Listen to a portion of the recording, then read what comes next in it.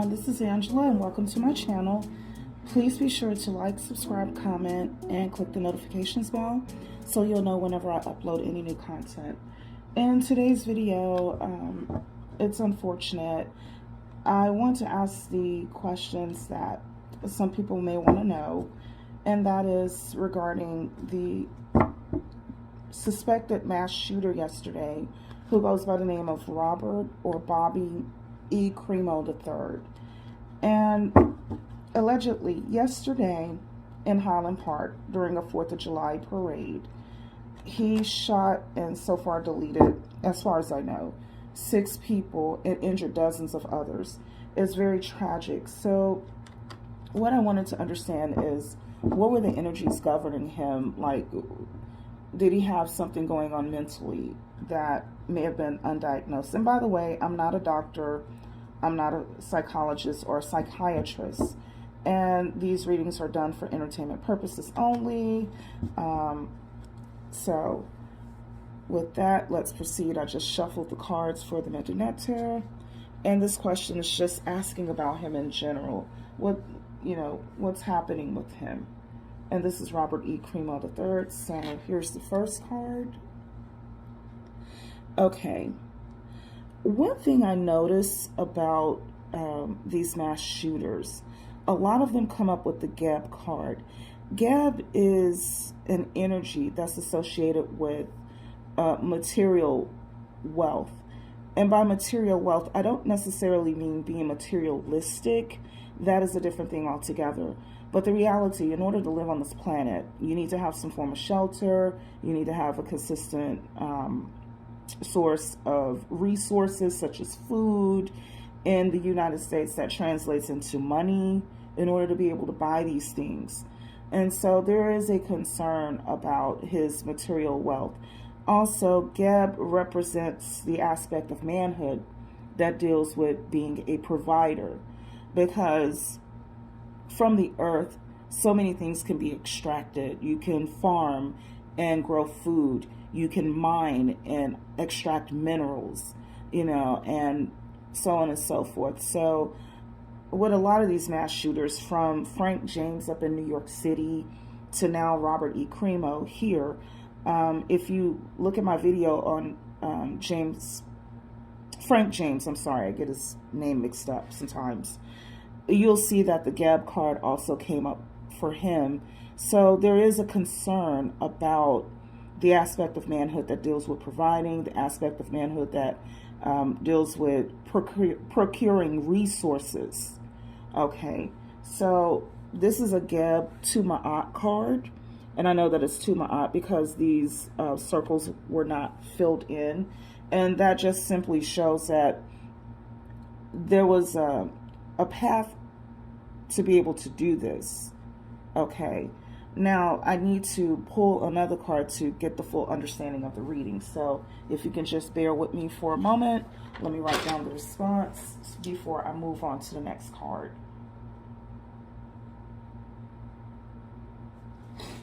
Forgive me, my allergies are making my voice hoarse today.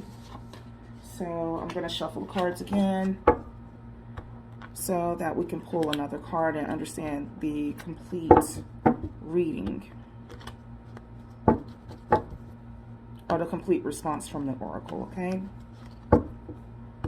And I'm not good at shuffling, but I've been doing this for years, and the oracle has always given me correct responses, truthful responses.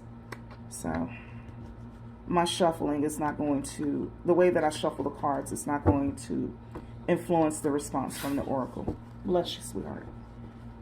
That's my husband, y'all. Okay, so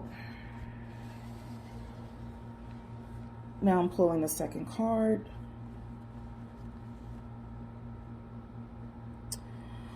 Okay, so Haru, again, this is a situation that I see with a lot of these mass shooters, a lot of gentlemen, and I'm using the term loosely in this instance, I'm just being polite, so I don't say anything differently.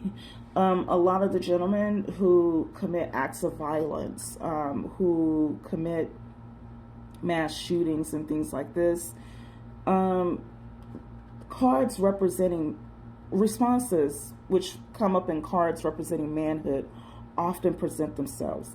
So Haru represents the aspect of life that deals with leadership, that deals with the willpower. Now, bear in mind, when I pull these cards, it's not to say that this is for a man only because it's a masculine energy and feminine energy is for women only. No, no, no, no, no. Very easily, this card can come up when a question revolves around a woman, and a card representing feminine energy can come up involving questions revolving around a man, if that makes sense. But what I am saying is that oftentimes with these mass shooters, the ones that commit acts of violence, typically the cards representing different aspects of manhood tend to come up. So in this instance, Haru represents being the sun in the sky. You know, this is his time to shine. This is a representation of young men who are in their prime, and that's generally between the ages of 28 and 56. So I think Robert E. Crimo is about 22 or 23 years old or something like that. So there was a concern about his path on the way to manhood. How is he going to get resources? How is he going to shine how is he going to shine his light in the eyes of those in his community? And so there's a major concern there. And Haru represents that. Haru, when things are positive, represents someone who is very benevolent. I like to always use the example of the sun in the sky, that the sun is just there in the sky giving off its light. It doesn't come down to earth and walk around and telling everybody what to do. But what the sun also does, it gives everybody the energy that they need in order to move forward with the things that they are destined to do. So the sun gives its power to the plants, and the plants use it to photosynthesize and create its food, so that way it can continue to grow. Likewise, with mankind and humankind, a man that is secure in his masculinity also provides the platform necessary for all others to be able to do the things that they can do. And likewise with the sun in the sky, the sun doesn't come down to earth and crush people or remind them of how high he is in the sky. He just does what he does. Everyone can stand tall under his light. You understand? So he was concerned, and I can see that happening because Highland Park is a decent area. To live there is not cheap. And so he's surrounded by people that are shining their lights. Meanwhile, he's not. And he's standing out. So there was a concern there. That's about Robert E. Crimo in general as a person. Now let me move on to why did he commit a mass shooting in Chicago yesterday? Not Chicago, forgive me, Highland Park. So if you can just bear with me while I shuffle the cards again.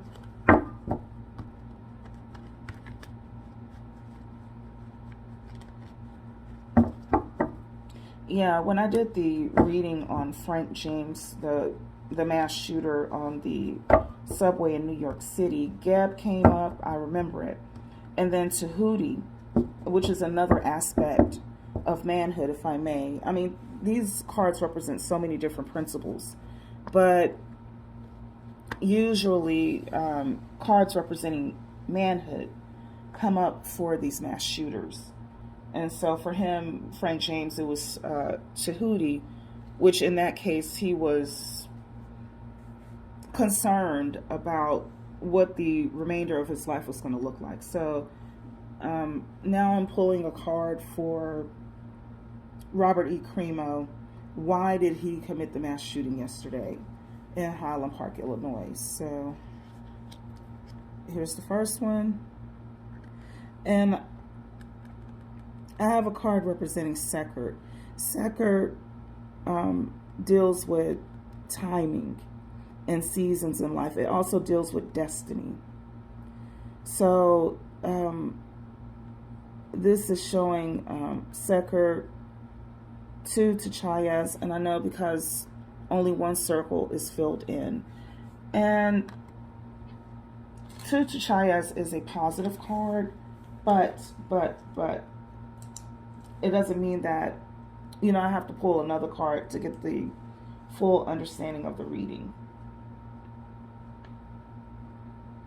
A Two to Chayas reading shows there was a bit of an obstacle to the destiny. Like he had a destiny, but he may have created an obstacle. So just because normally it would read as a positive card, definitely doesn't mean that in this instance. I have to pull another card in order to get the full understanding of what the response from the Medu-Neter Oracle is regarding the situation. Okay, so let me shuffle the cards again. So, who knows? He may have been in a situation where he had a great destiny in store, but he didn't follow the rules that were necessary in order to obtain that destiny, and that created an obstacle. And that's what I'm seeing here. Sometimes young people get of a certain age, they get a little too comfortable in their parents' nest, and they don't fly the nest despite all the positive and polite cues they've been given. And then one day the parents tell them, hey, you got to move on. You're too big. You can support yourself. Something like that. I need to get another card so that I can understand the full extent of what the Medu-Neter is saying. Okay. So here's the next card. Yes, here's the Haru card again. Okay. So as you can see right here, all of these circles are filled in. This is a Haru Tim Ma'at card. Okay. And again, like I said, it represents the young masculine. So, yes.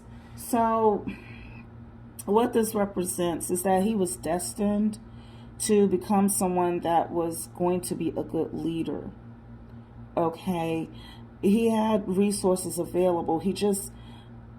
What some people need to understand is just because you have the resources there does not excuse you from doing the work that's necessary in order to achieve a goal. And I think he had a hard time understanding that. I do see this with a lot of misguided young men in particular that are prone to being violent and also committing mass shootings or committing mayhem within their community. So he was destined to be in a leadership position. He was destined, or when I say destined, I mean preparation was there for him in order to be someone that would be so enlightened and people would look up to him the way that people look up to the sun in the sky, which is partially what Haru represents. And so he just completely messed that up with committing the mass shooting. Now, the reason why is because he blocked his own path through his own antics to achieving his destiny. So he was angry and he took it out on innocent people. That's why he committed the mass shooting, according to the Medu-Neter Oracle. And I will go on and proceed and do the I Ching readings regarding this. Again, this is for entertainment purposes only. A lot of times when senseless acts of violence occur, the people who are left behind to put back together the pieces of their lives, they often have a lingering question, and that question is why. So part of the reason why I do these readings, even though the topic is very grim, I want to be able to give them at least that. It doesn't bring back their loved ones. It doesn't undo what has been done, but maybe it would take the weight of the grief that they're going through. It will help to lift, this little burden off of them. It won't change anything, but it will at least give them something. And that's what I'm hoping to do with these readings. So if you can just bear with me, I'm going to prepare to do the I Ching, and I'll return right back to you with the responses. Okay, everybody, I'm back. I'm set up to perform the I Ching reading. Oh, wait a minute. I'd like to. One moment. Give me one more. Give me one more moment. Okay, I'm back and I'm ready to perform the I Ching reading. So, the first question that I asked was regarding Robert Crimo III, just in general. And so the first line that I have is a yang line, which is a 7. And yang represents masculinity. Okay, I have another yang line, but it's a 9, which means that there is some stress within this hexagram. So I have another yang line, which is a 7. Okay. So even though the two oracles are from two different parts of the world, from two different cultures, the oracles, no matter where they're coming from, no matter how they're cast, they're going to reveal the truth in their own way. So it's like having, each oracle is like a person. So right now, I'm doing the I Ching oracle, and it tends to be more diplomatic, whereas the Medu oracle tends to be a bit more straightforward, straight to the point. So right now, I have 3 yang lines, and just like the Medu pointed out that masculinity, or the definition of masculinity in his eyes, was a concern, so is the I Ching. It's not possible for me to come up with these responses on my own. I cannot control how, the tossing of 3 coins, how one is going to present a head or the tails. All of this is random, so it just shows that it reveals the truth. Okay, so let me cast for the 4th line. Again, another yang line. Okay, that one was a 7. So I have a 6 line, which is a stress line. A 6 line is a yin line. Okay, so a 7. Okay, so right away I see at the foundation of this hexagram is 3 lines.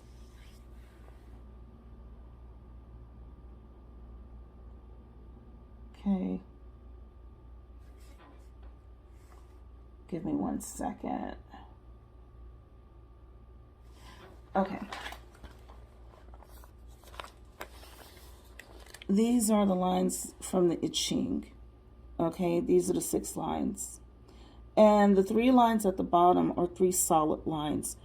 That represents the hexagram known as Qian, or it represents heaven.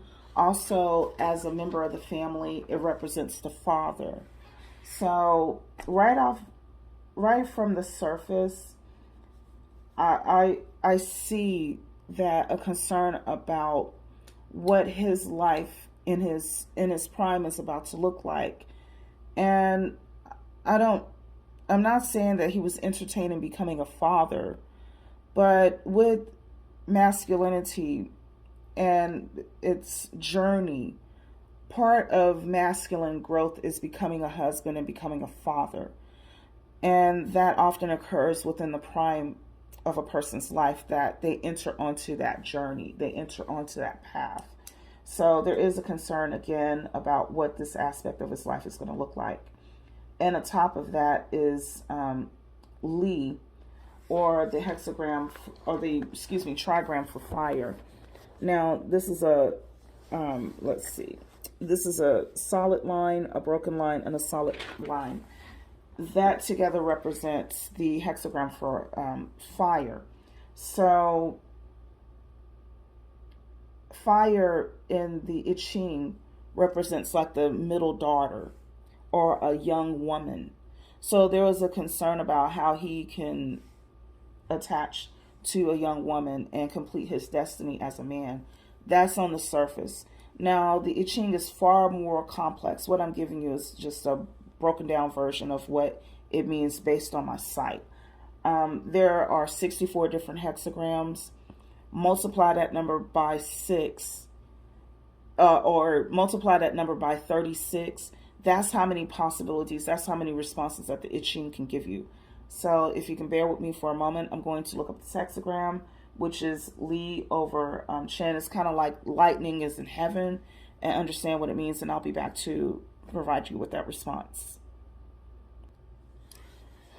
Okay, I am back. And so what we have here is hexagram number 14. And if you were to see this hexagram, let me draw the ideogram that it represents. Okay, because it looks like a man that is sort of up in the sky, and people are looking at him from below. So this is like the man up in the sky, and down here are the masses of the people. So as I mentioned before, his reading has a Haru card, and Haru is a fiery energy. It is a solar, it's represented with the sun. So again, the Medu Neter is making this allusion to the sun in the sky and its power. Same thing with the I Ching, it's pointing it out. He's in the sky, he's shining his light. So he was working towards that, but I think he was misguided on how to achieve it, and the type of effort that it would take for him to be in a position where he wanted to be at. There are some realities that you have to exist. There are some realities that one has to accept. Things don't just fall in your lap. You have to put forth the effort, and not just any type of effort. It has to be the correct effort in order to achieve a goal. So there was a challenge there, and he was really concerned. This hexagram had 2 stress lines, and that's where I'm coming from with what I'm saying. It started out as number 14, but it turned into number 13, and 13 represents mankind and how to unite with mankind. So he was concerned about how he appeared in the eyes of others. Okay, so that is for the first hexagram. Let me prepare for the second hexagram, and that is covering why did he do this? Why did he commit the mass shooting? Let me get prepared. One moment. Okay. So I am tossing the coins for why did he do it. There is a yin line, again, like in the first hexagram regarding him. I told you there was concern about the feminine because that showed up in the previous hexagram. So this is 7 in the second position. This is 8. I had a feeling this hexagram was going to come up. It is 878. Here, let me show you what I'm looking at. Okay. So right here where it says 878. Okay. That trigram represents Khan. Khan is the word that's used to describe like a dangerous type of water. Okay, like a roaring rapids. It's not a placid lake. There's danger. And okay, so the next line in the fourth is going to be a 4. The next line in the fourth position is a 9. And any lines that have either a 9 or a 6 in it, those are stressed lines. And those are the type of lines that present 2 hexagrams. So I'm tossing again. I get a 8 in the 5th. Sorry, I gotta cast that one again. Okay, and then I have another 8.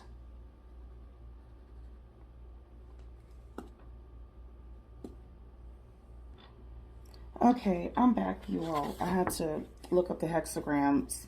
Although I understand the trigrams right off bat. There are only 8 trigrams, so I have those memorized. But the hexagrams, there are 64. Sometimes I need a moment to actually look them up so that I can see what they're meaning. And he has hexagram number 40. And number 40 describes a situation where tension needs to be released. So this tells me this is somebody who at who may have an anger management issue, this by no means excuses what he did. It is an explanation, not an excuse. Because the fourth line in this hexagram is stressed, and that describes a situation where a person always reacts towards anger. It literally says, basically let go of your big toe, or let go of your need to put your foot out there because you're upset about something. Okay. So when asked, why did he do this? Why did he commit this mass shooting? It seemed to me, and it's very sinister, to be a way for him to release anger. Also, it changes into hexagram number 7, which hexagram number 7 is the army. And he certainly, with what he did, an army of sorts had to come out in response to his behavior. That's on one level. On another level, it demonstrates how he should have conducted himself. Because the I Ching usually answers in a diplomatic fashion. It'll say, here's what you should have done, or here's what you need to be doing. He should have been more disciplined with how he carried himself so that he wouldn't have harmed others. So this is an issue of lack of discipline on his part. With the Haru card that came up, Haru, when it's negative, this is kind of like the reckless, brash young man who will damage property, who would hurt people. He doesn't have any foresight. Okay. And so the Haru card and the Meduneter combined with this combination of the I Ching, it points to him having like disciplinary problems. He was undisciplined towards himself. And that was the result. And that is the reason why he committed this mass shooting. And it's so sad. And I give my deepest condolences to the people who were affected by this. It's tragic. And although it does not change what happened, I hope that this reading helps to make a little more sense of it. So to help to relieve that question, why?